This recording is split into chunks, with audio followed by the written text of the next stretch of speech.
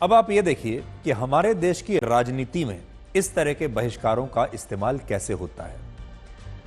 विपक्ष के नेता राहुल गांधी, उनकी बहन और लोकसभा सांसद प्रियंका गांधी वाड्रा, कांग्रेस पार्टी के अध्यक्ष मल्लिकार्जुन खड़गे, लालू यादव, उनके बेटे तेजस्वी यादव, शरद पवार की पार्टी और अरविंद केजरीवाल जैसे विपक्षी नेताओं ने हिंदुओं के सबसे बड़े धार्मिक आयोजन महाकुंभ की लोगों को शुभकामनाएं नहीं दी, कम से कम सोशल मीडिया पर तो बिल्कुल नहीं दी।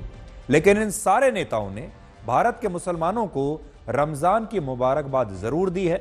और जो नेता महाकुंभ के आयोजन पर सवाल उठा रहे थे, इसे मृत्यु कुंभ और फालतू की चीज कह रहे थे, वो तमाम विपक्षी नेता इफ्तार पार्टी की तैयारियों में इस समय जुटे हुए हैं। और यह पहली बार नहीं हो रहा है। अयोध्या में राम मंदिर के उद्घाटन के वक्त भी यही हुआ था और उस विरोध के बाद भी देश भर में विपक्षी दलों की सीटें 127 से बढ़कर 232 हो गई थी। कांग्रेस की सीटें 52 से बढ़कर 99 हो गई थी। और अयोध्या की फैजाबाद सीट पर भी समाजवादी पार्टी और कांग्रेस के गठबंधन की जीत हुई थी। यह तस्वीर जरा आप देखिए बड़ी स्क्रीन पर, आपको कुछ याद आएगा। आपको याद होगा जब राम मंदिर का उद्घाटन हुआ था तो कांग्रेस सहित कई विपक्षी दलों ने इसका बहिष्कार किया था और लोग तब, कई विपक्षी नेता राम मंदिर के उद्घाटन में शामिल नहीं हुए थे।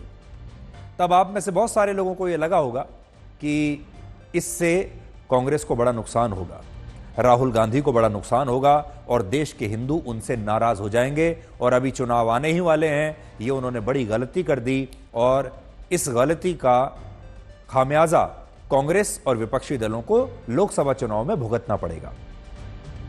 लेकिन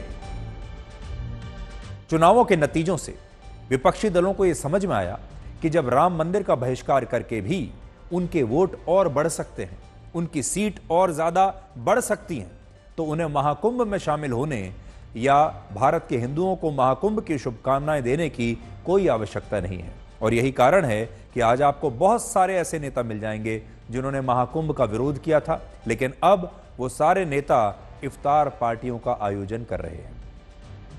तो ऐसा क्यों है कि जब एक बड़ी पार्टी का नेता महाकुंभ जैसे धार्मिक आयोजन की आलोचना कर देता है या उसका बहिष्कार करता है, राम मंदिर का बहिष्कार कर देता है, तो भी इस देश के हिंदू उससे नाराज नहीं होते और चुनाव में भी उन्हें कोई नुकसान नहीं होता। इस राजनीति के पीछे असल में वोट बैंक की एक पूरी रणनीति छिपी हुई है, गणित है। और ये जो पूरा गणित है, ये आज आप ब्लैक एंड व्हाइट में समझिए। भारत में 45% ओबीसी, 17% दलित, 15% मुसलमान, 8% आदिवासी और 11% लोग सामान्य श्रेणी के रहते हैं। कांग्रेस और विपक्षी दलों की कोशिश यह रहती है कि वो 15% मुसलमानों को अपने साथ रखें और 80% हिंदुओं में से कम 25% को तोड़कर अपने बैंक में, वोट बैंक में शामिल कर लें और यहां उनका वोट बैंक इन दोनों को मिला के लगभग 40% तक चला जाता है। तो कांग्रेस के नेता ये जानते हैं कि अगर वो राम मंदिर का बहिष्कार करेंगे, अगर वो महाकुंभ का बहिष्कार करेंगे, तो देश के मुस्लिम वोटर्स उनसे खुश होंगे।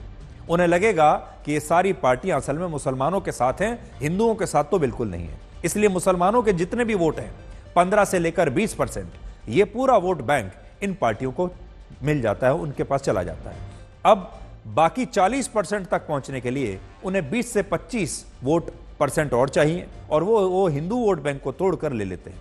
भारत में अब तक जिस भी पार्टी को 40% या उससे ज्यादा वोट मिले हैं, वो देश और यहां तक कि कई राज्यों में भी चुनाव जीतकर सरकार बनाने में कामयाब रही है। तो आप ये मान लीजिए कि भारत में अगर लोकसभा चुनाव में आपको 40% वोट मिल जाएं तो आप सरकार बना सकते हैं। राज्यों के चुनाव में भी 40% अगर वोट मिल जाए किसी पार्टी को, तो वो चुनाव को सरकार बनाने का एक बड़ा दावेदार बन जाता है। और इस 40% को इन पार्टियों ने दो हिस्सों में बांट लिया है, 20% मुसलमानों के वोट और 20% हिंदुओं के वोट। हिंदुओं में भी वो वोट जो मोदी का विरोध करने वाले हिंदू हैं, जो अपने आप को सेकुलर या धर्मनिरपेक्ष कहने वाले हिंदू हैं, क्योंकि हिंदुओं में भी एक बड़ी संख्या ऐसी है जो जातियों के हिसाब से चलते हैं। वर्ष 2014 में बीजेपी का वोट शेयर 31.3% था और उनकी सरकार बन गई थी। 2019 में बीजेपी को 37.8% वोट मिले, उनकी सरकार बड़ी आसानी से बन गई। और 2024 में बीजेपी को 36.6% वोट मिले और बीजेपी ने तीनों बार 40% से कम वोट लेकर भी सरकार बनाई। और अब विपक्षी दलों की भी यही रणनीति है कि वो ये 40% वोट शेयर किसी न किसी तरीके से हासिल कर ले, जिस 40 में से वो समझते हैं कि 20% तो मुसलमानों का आ जाएगा।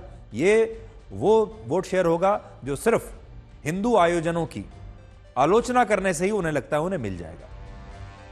इसके लिए वो महाकुंभ और अयोध्या के राम मंदिर का विरोध करके 15 से 20% मुस्लिम वोटों को अपने पक्ष में एकजुट कर लेते हैं और जातिगत जनगणना और दूसरे मुद्दों की मदद से हिंदुओं के 80% में से 25% वोट ये अपने पक्ष में करने की कोशिश करते हैं। और इनमें भी पिछड़ी जातियों के वोटों पर ज्यादा जोर रहता है, जो वर्ष 2014 से पहले कांग्रेस और दूसरे विपक्षी दलों को मिला करते थे। तो ये इनका गणित है।